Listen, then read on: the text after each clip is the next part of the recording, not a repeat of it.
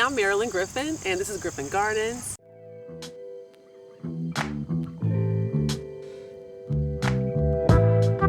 Growing Good Food at Home is a series of garden conversations with everyday people that centers growing food for the body and the soul.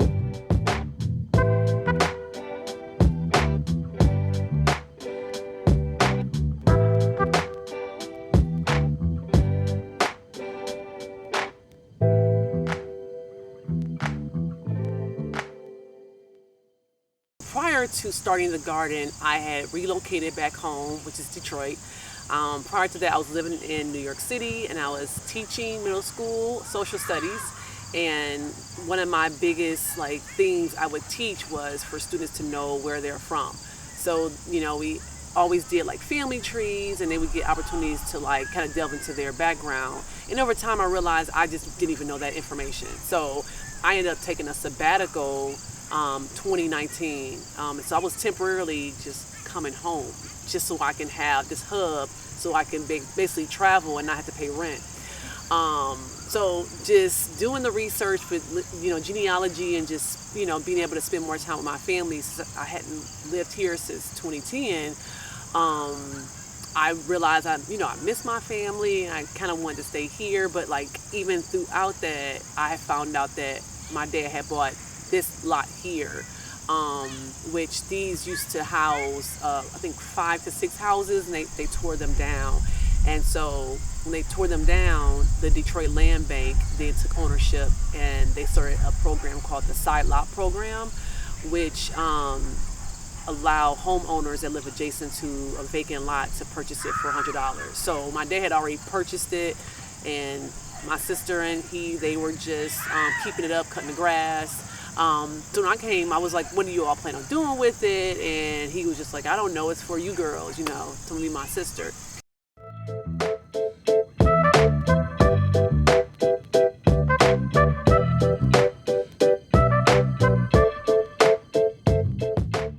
And the first idea I had, because this lot was where my first best friend lived. I remember the house being here, and I thought, oh, that'd be so cool to build my dream home here.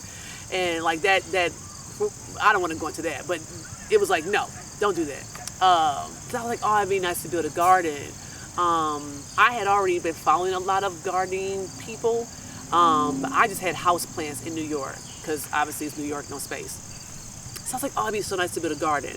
And I just started doing research, and the pandemic hit February, and April 2020, I broke ground out here. And it was somebody in the plant community that was like, listen, before you get started, draw out your vision for the space.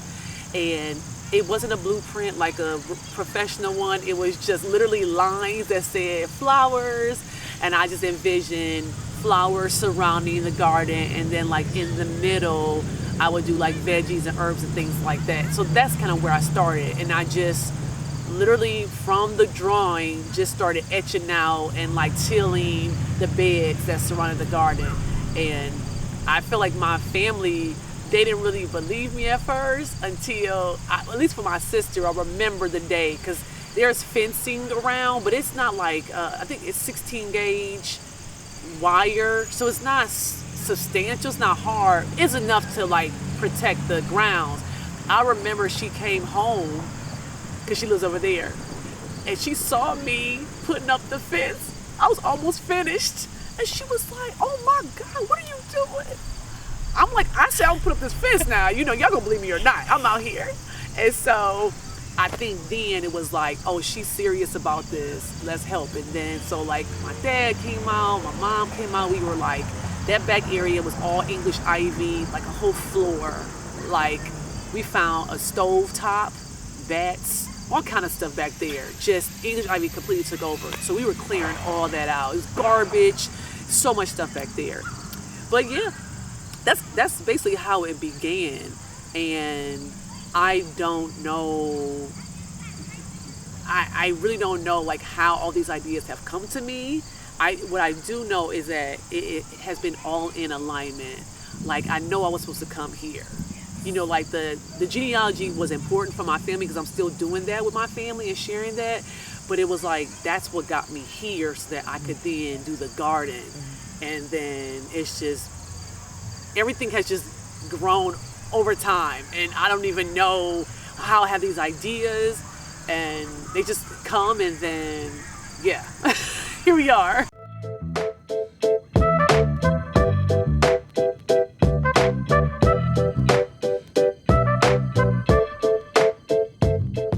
The original idea was build a beautiful garden for the community. Like, that was it. I didn't know exactly how it was going to look, because this is not like a community garden like the, I guess, a traditional model where people from the community have plots in their garden. It's like, it's a space for people to come and commune and, you know, hang out. No one has a plot here. You know, it's privately owned, you know, by my family. But, you know, when it's open, people are, you know, definitely welcome to come and hang out. But the different events kind of really started from, like, the first year was like, well, I'm going to start growing vegetables. Will I sell it? What am I going to give it away? So, like, the first year was like me selling a couple of stuff, just trying to see what am I doing. Yes. And I sold some stuff, but then it was like, I'm not growing enough of it to, like, be, like, consistently selling things. And so I was like, well, that'd be cool to open up a market, like, you know, have people out, and that way they can sell stuff, and I could either give stuff away for free, or I could sell stuff as well. And it wasn't even in the garden the first year. We were out in this, what we call the parking lot. We were out there because I felt like people, because it was so new, that people wouldn't know to come inside. That was more so, you know, more eyes on the spot. Because this street is literally like, you know, people say this is like a gym, a hideaway gym, because you're only coming down this street if you know someone or you live here. You know, very intentional about coming around here. So it doesn't get as much foot traffic. So we had it out there.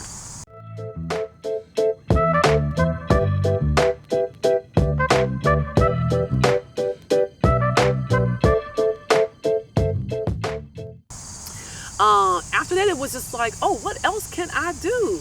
You know? And so one of the first vendors from the market was an artist. She was just starting out, and she would have her art there, and she was selling out her art. I think she probably was the most successful vendor, but people were just pulling by and just, you know, buying the art. So then the following year, I was like, that'd be so cool if we do an art exhibition. So, like, we start off with the yoga, and then the following year, I'm trying to think how I met Aaron. I think I just decided to do meditation in addition to that, because I know some people, you know, maybe don't want to do as much stretching, but they like the whole wellness, you know, of doing meditation.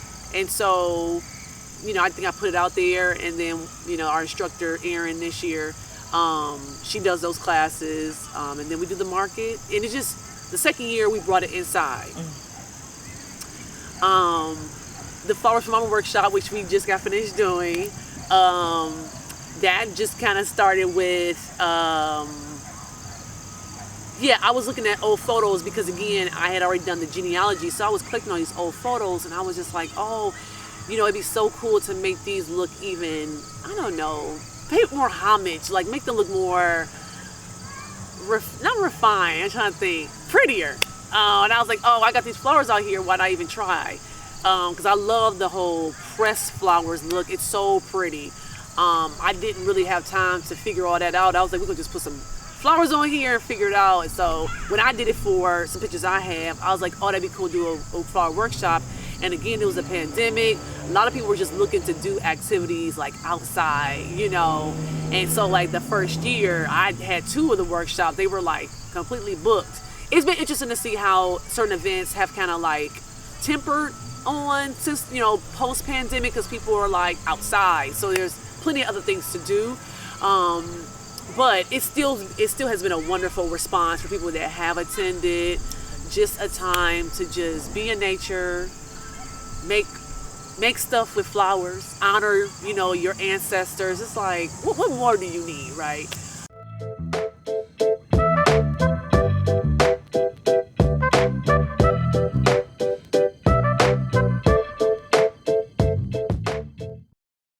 ended up here and you kind of organically ended up creating this amazing space. Do you have any experiences with community spaces or growing of any kind from your past that you think maybe led you into this journey? Yeah, so people always ask me, like, yeah, did I grow up with someone like doing that? And like my dad always had a garden, but it wasn't like we saw it, but he was never like, come and help us, come and help me. It was like his thing. I felt like he worked at Ford Motor Company. He would come home and that was like his little thing. I just remember being in the backyard and seeing it, but like not having any interest in it. So like before I moved to New York, I was staying in my parents' house because they had just moved. So I was there, and right before I had moved to New York, I had started a garden in the backyard. I didn't reap any of the benefits because I had moved, but one thing I always remember is I was growing zucchini and the arms were growing out, and I was like, what is happening? Like, because I had no experience. I was like, this is the most coolest and disgusting thing I've ever seen in my life, with just like, why does this plant have arms? So like that's like a memory I have, but other than that, like I have no experience. So all this, I tell people, I'm like, this is an experiment, and I tell them that to encourage them, like, just go ahead and do it. Yeah, because for sure. You know, if you're trying to be a professional, you would never do it. I was just like, I just feel like nature is gonna do its thing, like regardless. It doesn't need that much help from us. You know, it's like sun, water, some good soil, it's fine. That's right. And so I'm like planting seeds, just amazed, like, oh my God, it's growing. Like nature, like I'm good, leave me alone. I really love that your father was growing that garden. And even though it was for him, it definitely still had an impact. And then it feels like a full circle moment that he purchased that first lot for you, not knowing what the future for the space would be, and it ended up tying into something that probably really helped him get through some of those days, you know, at work, knowing that he had a place of solace to come back to and kind of rejuvenate. Because something about putting your hands in the soil and that type of grounding really helps you get through the good times and also some of the difficult times as well. Yeah. Yeah. I wonder if he could even articulate that, because he's definitely a man of few words. Mm-hmm. Like my dad doesn't really talk. You know, he'll smile, he'll say hello, whatever, but he's not really a talker. So I wonder, you know, if he could even articulate how that, you know. Mm-hmm. But he's always had a garden. He has a garden now, but he doesn't do it as much because I think he's out here a lot. Yeah. And I think he's kind of like, oh, she knows more than me, so maybe I shouldn't grow my stuff. He always says little things like, oh, you think you better than me, you know. Like, sir. So his tobacco was doing way better than mine. He like, yeah, look at my tobacco, look at yours. This is not a competition, man. Yes. So. Come on, Daddy. He trying to keep you motivated. Like, we gonna make sure she knows there's some competition through here. Yes. I tell you. Yeah. I love that he still has a small garden in his space too as well. Yeah. That to me feels like he's really rooted in, you know, having that experience in his life. And that's just really, really good. That familial aspect of what you created here too, that feels amazing to know that your parents have helped you in this way and continue to contribute to what you're doing. I really like that. I think it automatically creates a good energy for the space. You know, this is a space of love, of care, of taking care of one another, and that goes out to the people that come in and experience it. They're coming into that vibe.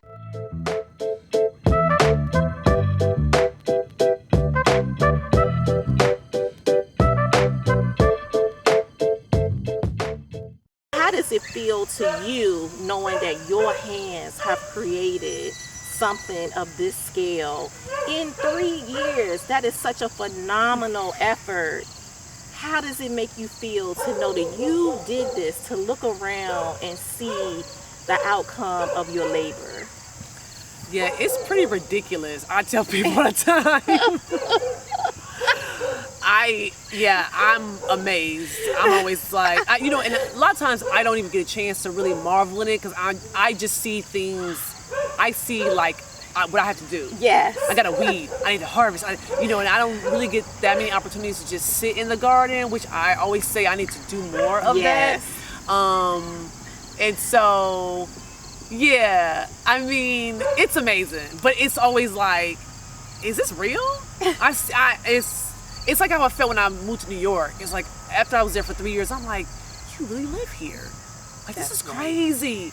You live here? So like seeing this is like, yeah, I've had a few moments where like I've cried out here, like I can't believe I did this. Especially when we had the art in the garden, it was just people all over that came through, and I was just like, whoa, this is amazing. So I'm still amazed by it. I'm just so grateful for the people that come here because it's a certain type of people that are attracted to this space. I do want everybody to come, and I think that's something I'm working on, is making it feel more accessible to the community. But the people who that do come through, that do vend, that do teach, that do come to the markets, it's an energy. Like one of the friends who's the herbalist who's done workshops here, she was like, oh, I miss that the hippie crowd I had in New York. And I was like, yeah, it's very, very hippie. But I love it. Like, yes.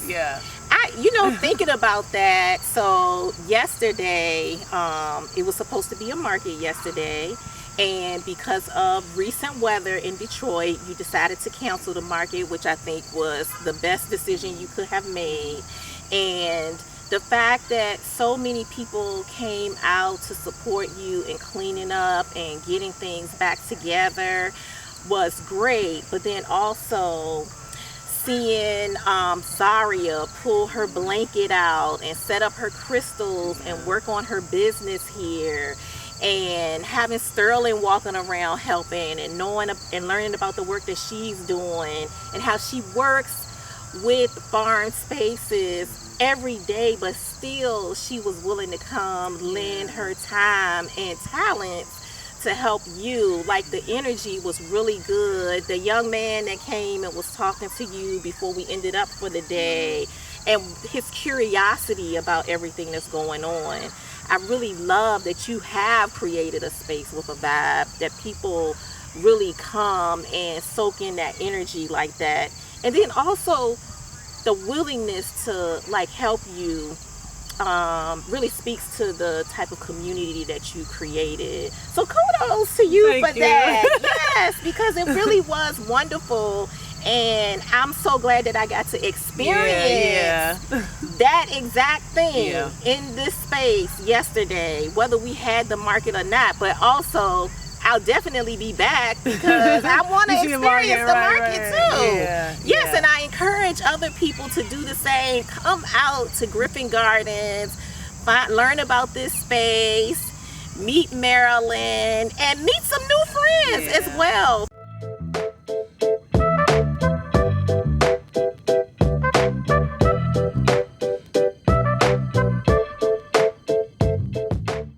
When people walk in, it's just a smile that shows up on people's faces, which is like, that's like literally when I'm out here planting stuff, I'm like, I want this to feel like an oasis. Like when you come in here, you feel like you're transported somewhere else. So like, I have heard nothing but great things. Not to, toot my own horn, beep. Toot.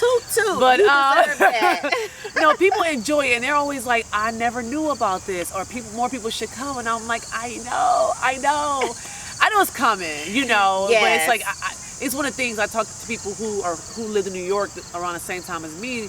They're like, a place like this would be booming.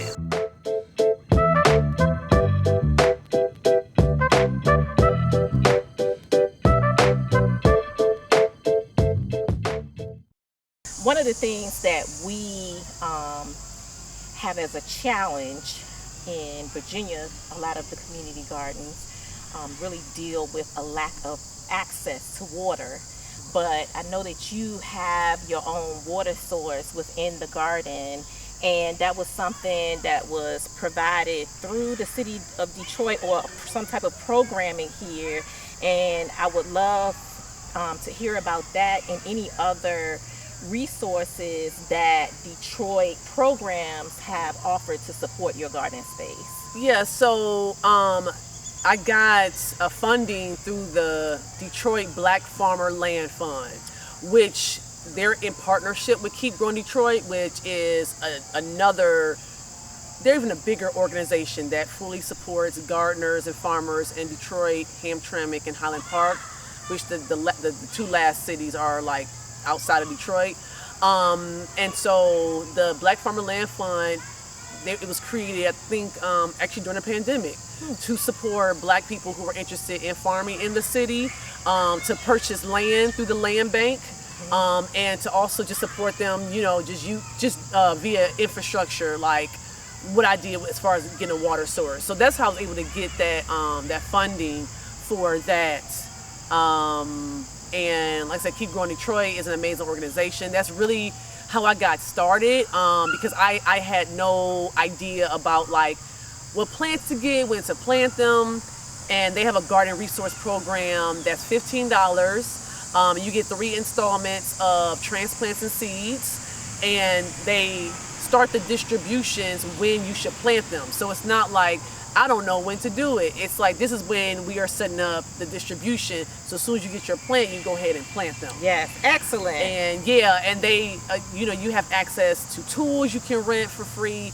You have access to classes on how to build raised beds, on how to build a water catchment, system, how to cook the food, how to prevent pests. I mean, it's like whatever they can think of to make you a successful gardener or farmer, like that's literally what they do. They're amazing. That is amazing. And I've been a garden resource member since 2020. And so yeah, they've been super helpful, for me out here. So yeah. Excellent. I really, really love that. That's fantastic.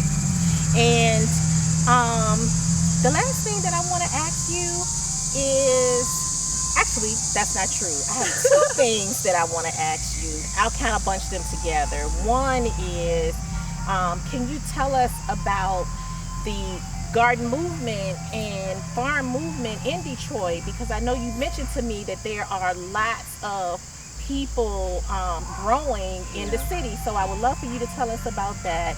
And then lastly, what are your hopes and dreams for this space? Where do you want to see this go in the future? So I don't know what the numbers are, but I feel like Detroit is the #1 place for like urban gardens.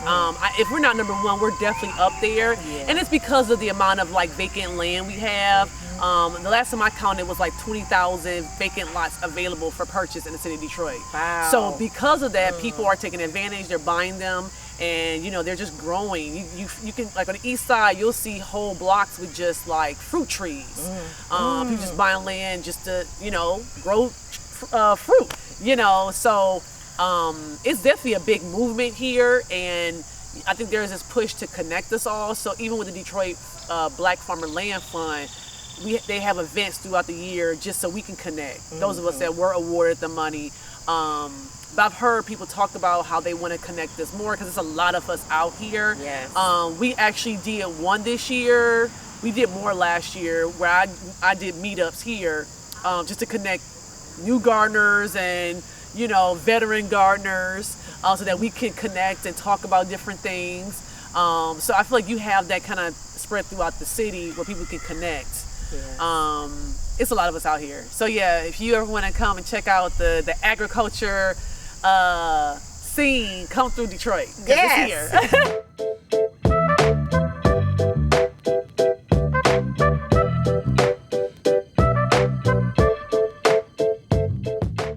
Hello everyone, I am Mrs. Marilyn Griffin, so I'm the first, and my daughter Marilyn, she's Marilyn the second. Not the junior, you can only say the second. It's more classy, praise God. I've always desired for our family to have land. Never ever knowing that God was gonna, well, first of all, who knows if a house is going to be torn down, and it's not something that you're hoping for, wish for, especially for your own neighborhood, right? But it happens. And now we have all this land. And first I give God the glory for that. And then I give God the glory for putting upon my husband's heart to do it, to buy this land as each house was being torn down. And it's such a, the price for it is no words for that. And that's a blessing, because I think if we had to think about it, that we want to buy land, I'm sure in our mind we'll think, it just, we don't have the money for that, but God, he blessed. And so to say the least, if I can think of a even more phenomenal word, I will. However, right now I'm ecstatic. I'm extremely proud of my daughter Marilyn. I'm proud of all of my children, my son and my oldest son and my oldest daughter. And when I tell this story, I preface it to say, this is my story and I'm sticking to it, because I know my daughter has her own story, and how with her being here now, she definitely didn't have plans for this at all. No plans whatsoever. She had plans to take a year sabbatical from teaching to explore all of our 3 or 4 family ancestry. And then the pandemic.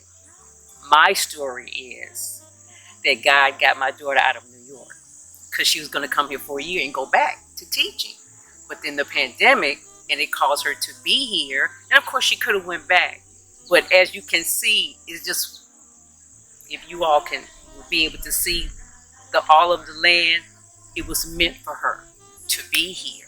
And I believe, my story again, I'm sticking to it, that the moment that she came here and she stayed in our first house with my oldest daughter, Cicely, and asked my husband, well, what are you going to do with this stretch of land here? And he said, whatever you like.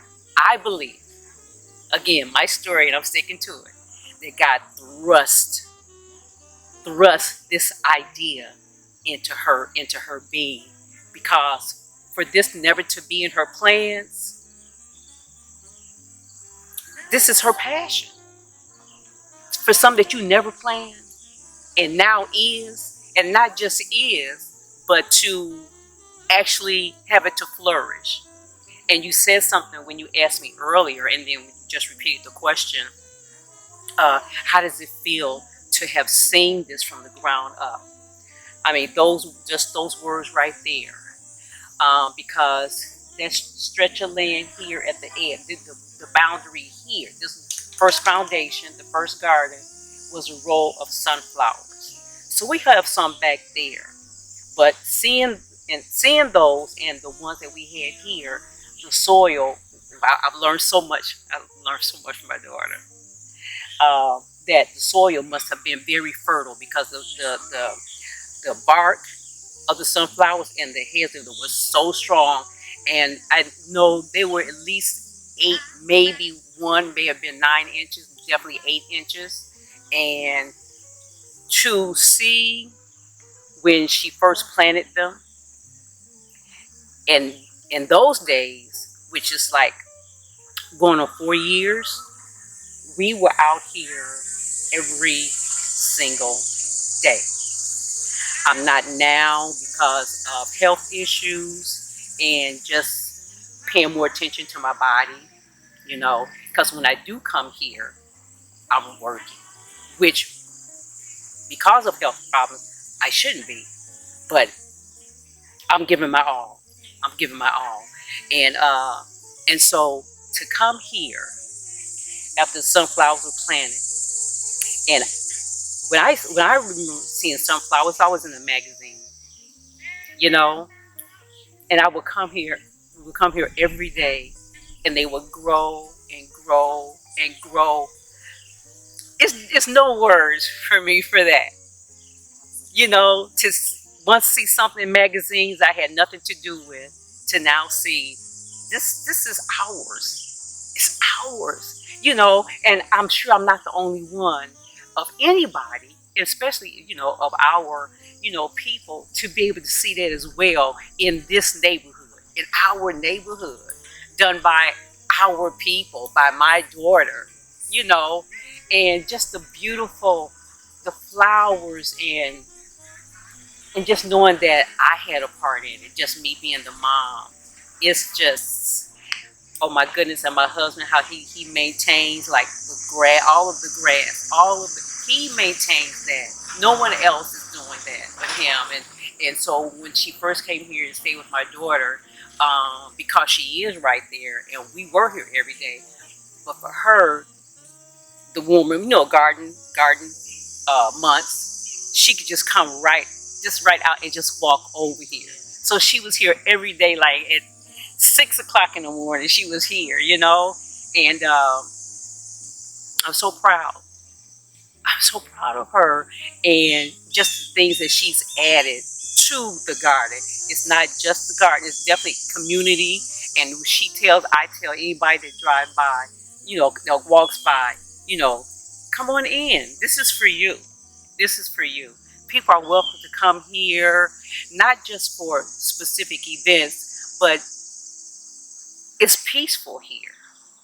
It's love here, and especially for this community, we would love for you to come here. Please don't be afraid. For all that who may see this, who lives in our community, you are welcome here. You don't have to be afraid. This is ours. It's for you.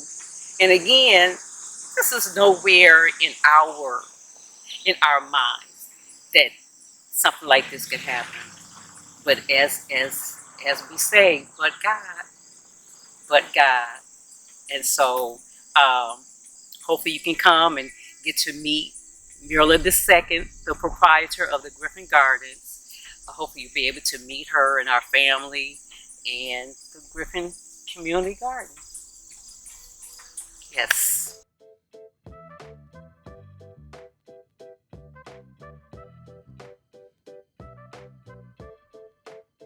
I would just love this space to be filled. Like, when people come, they're like, I love this space, and I want to tell people, and I wish I would have known about it beforehand, or, longer than I know now.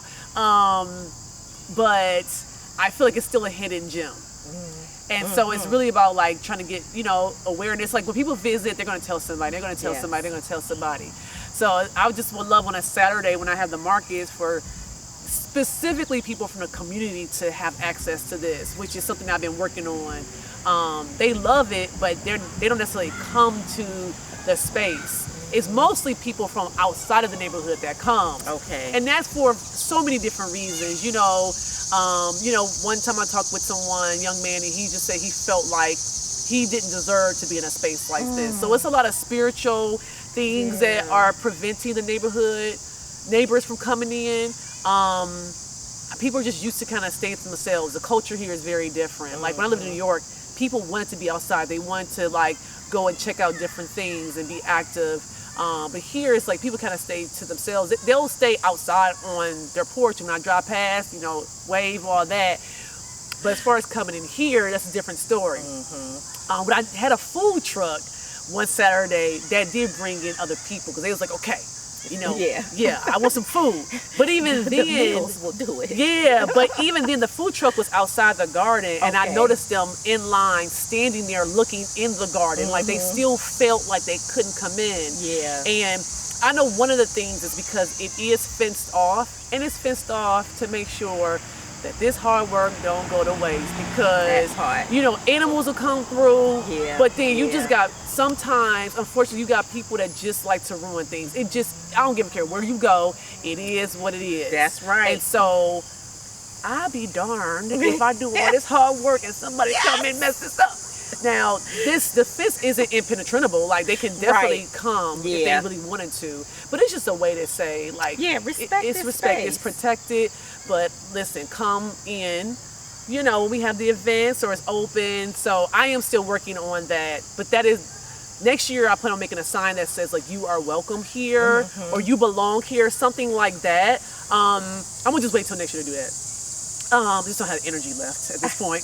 But Listen, it's the end of the season. This isn't a We all season. are out of energy. Yeah, but that's definitely a dream. That's a dream for it to just be Yes. packed, and also for there to be a wedding here. Yes, the perfect space. It's such for a perfect wedding. space for a It wedding. is.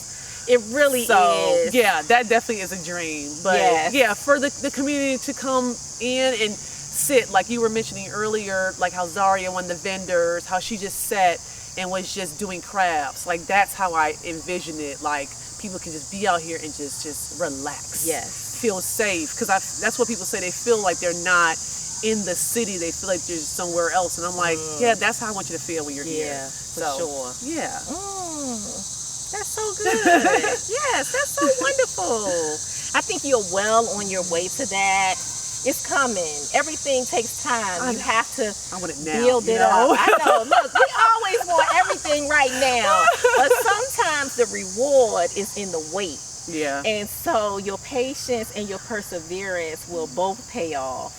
And this is going to be everything that you hope for it to be. I see it already coming to life. And I truly believe that everything that you say, everything that you use your voice to put into the atmosphere, it will be done, you know? So all of that is coming, and I look forward to coming back to this space and seeing the continued fruits of all of the effort and the labor that you put in. I want to thank you for being such a gracious host, for welcoming me into your beautiful home and into this amazing garden. I truly, truly feel something here. And that is an experience that I have. When I go into certain spaces, I just feel it all through my body. And I had that experience here. So I know for sure that good things lie ahead for you. So thank you, Marilyn, for having me. Thank you so much. Only the best is wished for you. And I look forward to learning more about how your story unfolds. Thank you. Thank you.